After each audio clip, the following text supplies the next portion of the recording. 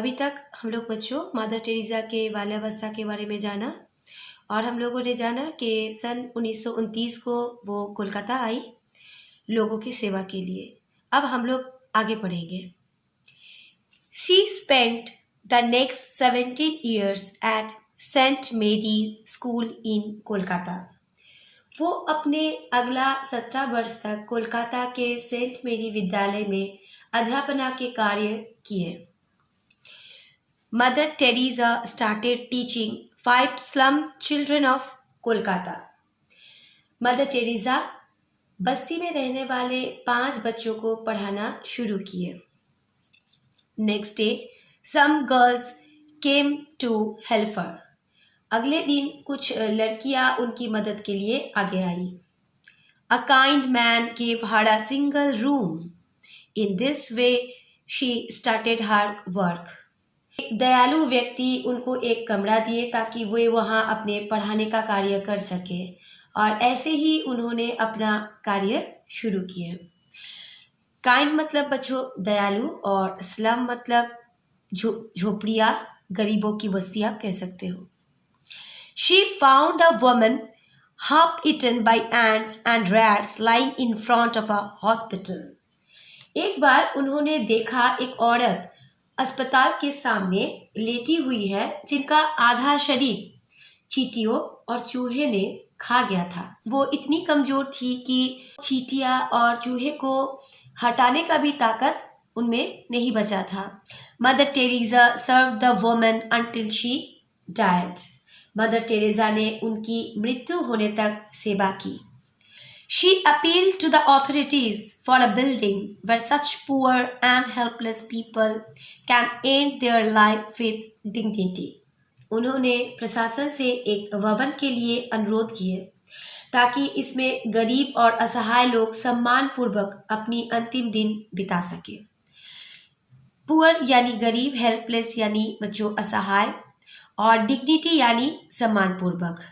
और बच्चों ऑथोरिटीज यानी प्रशासन और अपील यानी याचना करना या अनुरोध करना, प्रार्थना करना, आप कुछ भी कह सकते हो। She was given a hostel.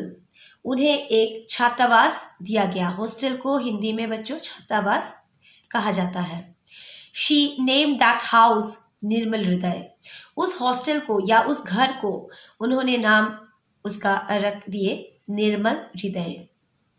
Mother Teresa devoted her life to serve 3 types of people: helpless people, unwanted children and lepers। Mother Teresa ने अपनी पूरी जीवन 3 तरह के लोगों की सेवा में समर्पित किए। हेल्पलेस पीपल यानी असहाय लोग, अनवांटेड चिल्ड्रन यानी अनचाहे बच्चे जिसे अनाथ बच्चे भी कहते हैं, एंड लेपर्स यानी कुष्ठ रोगी। यानी बच्चों कुष्ठ रोगी को कोई भी छूना नहीं पसंद करते या छूना चाहते नहीं। उनको लगता है कि कुष्ठ रोगी को छुएंगे तो हमें भी कुष्ठ हो जाएंगे। लेकिन मदर टेरेसा ने बिना भेदभाव किए, बिना घृणा किए उनका दिन रात सेवा किए। ये थी उनकी महानता। अब आगे देखते हैं। She created a global network of home for the poor. वो एक वैश्विक नेटवर्क तैयार किए थे गरीबों को घर दिलाने के लिए। ग्लोबल नेटवर्क यानी वैश्विक नेटवर्क। हर organisation Missionaries of Charity provided home to those person who used to lie on the street.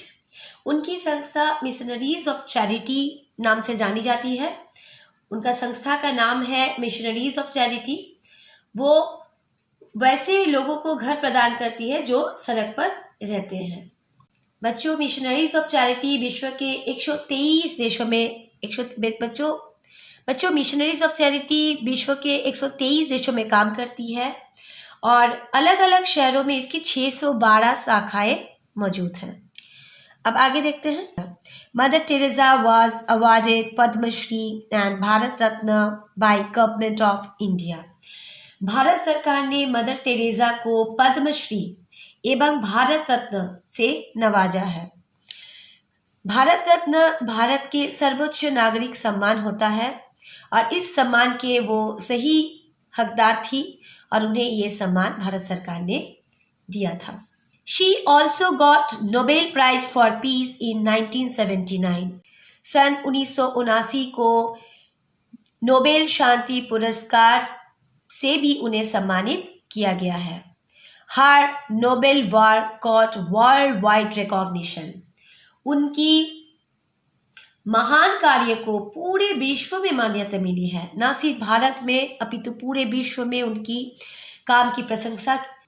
She died on 5 September 1997 at the age of 87। उनकी मृत्यु 87 वर्ष की उम्र में 5 सितंबर 1997 को हुई। Her life inspired the people all around the world. उनकी जीवन पूरे विश्व के लोगों के लिए प्रेरणा स्रोत है। यहाँ कुछ नया शब्द आपको मिला बच्चों।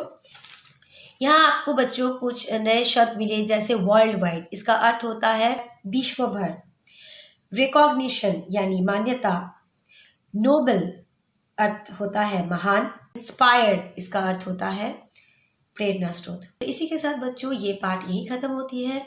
हम लोगों ने मदर टेरेसा के बारे में काफ़ी कुछ जाना और हम लोगों को उनका जीवन से प्रेरणा भी लेनी चाहिए।